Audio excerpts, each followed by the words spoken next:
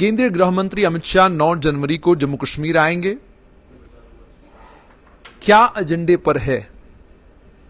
और एक लंबी चौड़ी बैठक दिल्ली में करने के बाद, जिसमें उपराज्यपाल मनोज सिन्हा थे, गृह सचिव और बाकी सभी विभागों के सचिव वहां मौजूद थे, जम्मू कश्मीर के डीजीपी आर स्वैन, उसके अलावा आईबी, रॉ, तमाम जितनी भी एजेंसीज हैं, तमाम एजेंसियों के जितने भी जिम्मेदार हैं वो उस मीटिंग में मौजूद थे।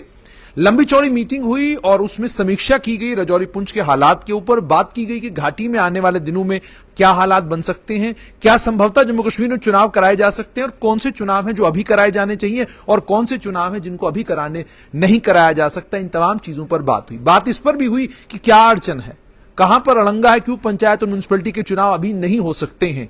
सूत्र ये बताते हैं कि ये सारी बातें अगर हो चुकी थी और केंद्रीय गृह मंत्री ने अगर हालात की समीक्षा वहां पर कर ली, तो उसके बाद भी 9 जनवरी को जम्मू कश्मीर अगर वो आ रहे हैं तो संकेत क्या है? पहला इंपॉर्टेंट संकेत तो यह है कि केंद्रीय गृह मंत्री अमित शाह के गृह मंत्री बनने के बाद जम्मू कश्मीर को लेकर उनकी गंभीरता इस बात से नजर आती है कि जम्मू कश्मीर के मामले में जब से वो गृह मंत्री बने हैं, जम्मू कश्मीर रेगुलरली आते रहे हैं।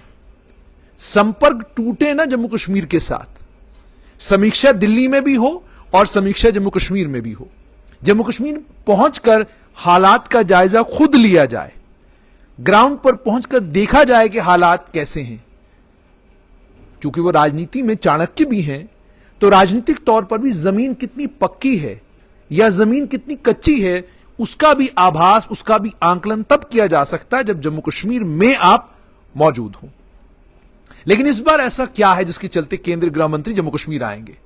रक्षा विशेषज्ञों से अगर बात की जाए तो रक्षा विशेषज्ञों का साफ तौर पर यह कहना है कि पुंछ और राजौरी में जो आतंकी गतिविधियां बढ़ी हैं, इससे नई दिल्ली की चिंताएं भी बढ़ी हैं। एक रोडमैप तैयार करने की जरूरत है, जिस रोडमैप के जरिए पुंछ और राजौरी में जो आतंकी गतिविधियां बढ़ी हैं, उन गतिविधियों को कैसे कम किया जा सकता है, आतंकवादियों के इंफ्रास्ट्रक्चर को कैसे डिसमेंटल किया जा सकता है और इस नई चुनौती से कैसे लड़ा जा सकता है। इन तमाम चीजों पर सोच विचार तो केंद्रीय गृह मंत्रालय में हो रहा है, लेकिन केंद्रीय गृह मंत्री खुद जम्मू कश्मीर आकर इन तमाम चीजों को यहां समझना चाहते हैं कि जमीनी स्तर पर इस समय हालात कैसे हैं। संभवतः केंद्रीय गृह मंत्री हो सकता है राजौरी और पुंछ के भी दौरे पर चले जाएं और इलाके को देखें कि वहां पर आखिरकार ऐसा है क्या और हो क्या रहा है वहां पर। और उसके बाद यह भी कि जम्मू कश्मीर में पंचायतों का और म्युनिसिपैलिटियों का टेन्योर खत्म हो चुका है।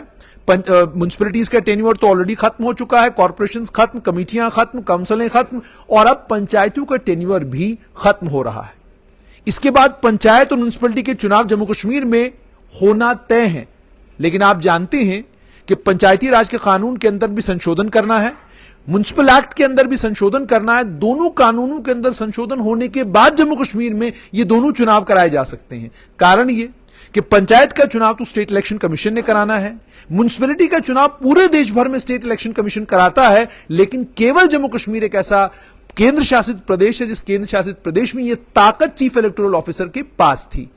अब इस ताकत को स्टेट इलेक्शन कमीशन को वापस दिया जाए। जो संशोधन 5 अगस्त 2019 को हुए, जो कानूनों में बदलाव जब 5 अगस्त 2019 के बाद जम्मू कश्मीर में हुए, उन बदलावों में म्युनिसिपैलिटी और पंचायत के कानूनों में भी ये बदलाव हो जाने चाहिए थे, लेकिन न जाने क्यों ओवरसाइट हुआ और ये 2 बदलाव नहीं हुए। अब म्युनिसिपैलिटी के कानून के अंदर भी बदलाव किया जाएगा और बदलाव करके स्टेट इलेक्शन कमीशन को ये ताकत दी जाएगी कि आप इनका चुनाव कराएं पंचायतों के साथ साथ में। अब जाहिर सी बात है, वोट ऑन अकाउंट के समय अगर ये बिल आता है, बिल पास होता है, उसके बाद ही जाकर जम्मू कश्मीर में म्युनिसिपैलिटी और पंचायत के चुनाव का रास्ता साफ होगा। लेकिन तब भी बात इतनी आसान नहीं है।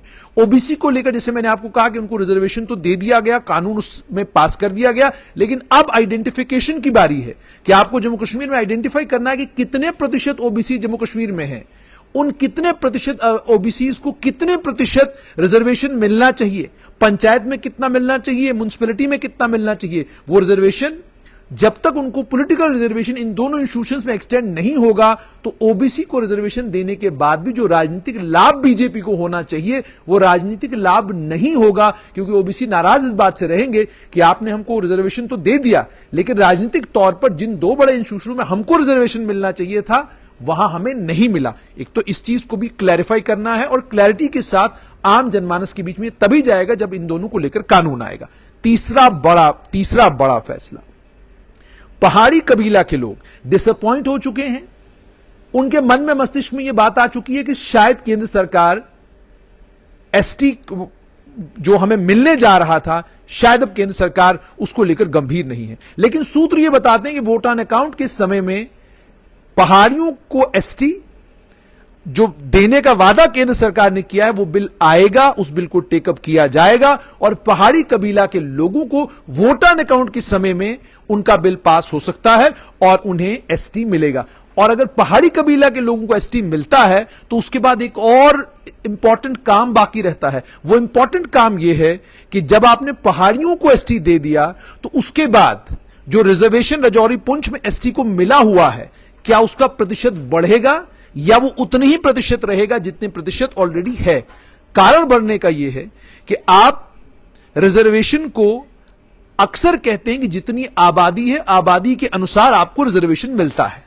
जब पहाड़ी कबीला के लोग, उसके अलावा पाडरी ट्राइब, उसके अलावा गड़ा ब्राह्मण, जब ये लोग भी एसटी हो जाएंगे तो एसटी की आबादी जो है वो बढ़ जाएगी। एसटी की आबादी के बढ़ने का मतलब यह है कि आपको जो प्रतिशत उनकी रिजर्वेशन का, एसटी रिजर्वेशन का, पॉलिटिकल रिजर्वेशन है, वो भी बढ़ाना पड़ेगा, बढ़ाना पड़ेगा। बढ़ाता है केंद्र या नहीं बढ़ाता वो बात की बात है, लेकिन आबादी का बढ़ने का मतलब यह कि अब आबादी इतनी बढ़ चुकी है तो आबादी के हिसाब से इतना प्रोपोर्शनेट उनकी रिजर्वेशन बनती है। तो वो चीज भी एक बहुत बड़ा राजनीतिक खेल है। तो इन चीजों को लेकर भी चर्चा होनी है, लेकिन सबसे इंपॉर्टेंट चर्चा इस बात पर कि राजौरी पुंछ के इलाके में क्या किया जाए, क्या कमियां हैं, कौन से गैप्स हैं जिन गैप्स को फिलअप करने की जरूरत है, कौन से एडमिनिस्ट्रेटिव गैप्स हैं जिन एडमिनिस्ट्रेटिव गैप्स को फिल करने की जरूरत है, कौन से सिक्योरिटी के गैप्स हैं जिनको फिल करने की जरूरत है, क्या लैप्सेस थे, क्या कमजोरियां थी जिन कमजोरियों के चलते आतंकियों को यह सारा मौका मिल रहा है। और इतना मौका मिलने के बाद भी और उस बफलियाज के हमले के बाद भी एक लंबा अंतराल हो चुका है और अभी तक वो आतंकी मारे नहीं गए हैं जिन आतंकियों ने वो कृत्य किया था। और उसमें एक और सिग्निफिकेंट बात यह है कि अब बफलियाज में एक लंबे समय तक ऑपरेशन भी चला और उसके बाद यह भी कि आतंकियों ने उनके वीडियोस भी वायरल किए और फोटोज भी वायरल की। ये सब कुछ वायरल होने के बावजूद अभी तक आतंकी मारे नहीं गए हैं। तो जाहिर सी बात है सुरक्षा बलों से बात करना, सुरक्षा बलों की जो लीडरशिप है उस लीडरशिप से बात करना, जम्मू कश्मीर पुलिस की जो लीडरशिप है उससे बात करना और उनके विचार जानना और उनसे यह समझना कि आखिरकार क्या कारण है कि राजौरी और पुंछ के इलाके में, जिस इलाके को मुकम्मल तौर पर आतंकवाद मुक्त कर दिया था फौज ने, पुलिस ने, एसओजी ने, जम्मू कश्मीर पुलिस, एसओजी और आर्मी ने मिलकर, वहां पर दोबारा आतंकवाद के अगर फुटप्रिंट्स हैं तो उसका कारण क्या है, उस पर एक बार समीक्षा हो चुकी है, दोबारा जम्मू कश्मीर में आकर समीक्षा होगी।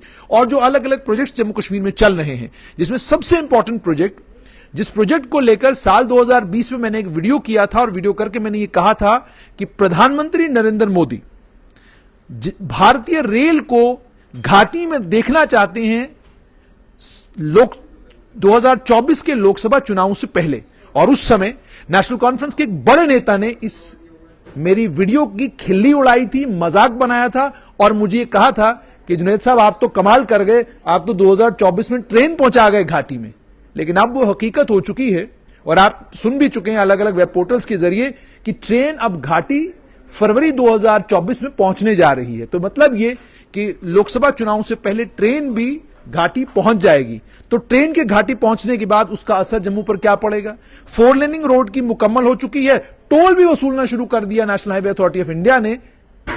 उसके बाद उसका असर जम्मू कश्मीर के ऊपर क्या पड़ेगा? और घाटी जब ट्रेन और 4 लेन रोड से जुड़ती है तो उसके बाद जितने बाकी डेवलपमेंट के प्रोजेक्ट्स हैं वो उनकी पेस क्या है, किस पेस पर वो प्रोजेक्ट चल रहे हैं, उसकी समीक्षा भी केंद्रीय गृह मंत्री करेंगे। लेकिन जब भी केंद्रीय गृह मंत्री आते हैं वो आते इसलिए हैं ताकि एक तो यहां की एडमिनिस्ट्रेशन को हर समय इस बात का आभास हो कि केंद्रीय गृह मंत्री जम्मू कश्मीर को बड़ा गंभीरता के साथ लेते हैं और एक बार दिल्ली में समीक्षा करने के बाद जम्मू कश्मीर खुद इसलिए आते हैं ताकि 1-to-1 अफसरों से बात हो और यह पता चले कि जमीनी हकीकत क्या है। और यह भी आप जानते हैं कि जब केंद्रीय गृह मंत्री आते हैं तो कई सारे डेलीगेशन उनसे मुलाकात करने के लिए भी जाते हैं।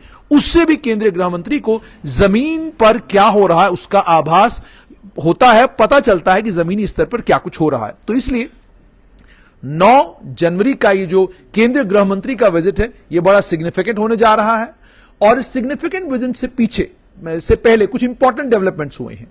एक डेवलपमेंट ये हुआ कि भारतीय जनता पार्टी के राष्ट्रीय अध्यक्ष जेपी नड्डा ने आज भारतीय जनता पार्टी के जो जम्मू कश्मीर की इकाई है उसकी मीटिंग ली। हालांकि वो जम्मू कश्मीर आने वाले थे, उनका प्लेन आया मगर धुंध और कोहरे के कारण वो लैंड नहीं कर सका और उसके बाद वो वर्चुअल मीटिंग हुई और उस वर्चुअल मीटिंग में उन्होंने समीक्षा की, कामकाज की। और 22 जनवरी 2024 जब राम मंदिर पूरे भारतवासियों के लिए खुलने जा रहा है, उसके किवाड़ पूरे भारतवासियों के लिए खुलने जा रहे हैं, उस 22 जनवरी को लेकर भी कुछ तैयारियों को लेकर बातचीत हुई है। उसके अलावा लोकसभा के चुनाव के लिए कहां क्या कुछ कमियां हैं, उन कमियों को दूर करने की और पार्टी को जमीनी स्तर पर मजबूत करने पर उन्होंने बल दिया। अन्य कुछ और बातें भी हुई हैं, जैसे मैंने आपको कहा कि ये एक पॉलिटिकल डिबेट है, उस पर बाद में बात करेंगे। और दूसरा सिग्निफिकेंट इवेंट आज ये हुआ कि पूर्व उप मुख्यमंत्री और लंबे समय से एक तरह से राजनीति से दूर रहने वाले मुजफ्फर हुसैन बेग आज अचानक स्वर्गीय मुफ्ती मोहम्मद सईद के यहां पहुंचे और वहां कब्र के पास पहुंचकर उन्होंने वहां पर फातिहा भी पढ़ा।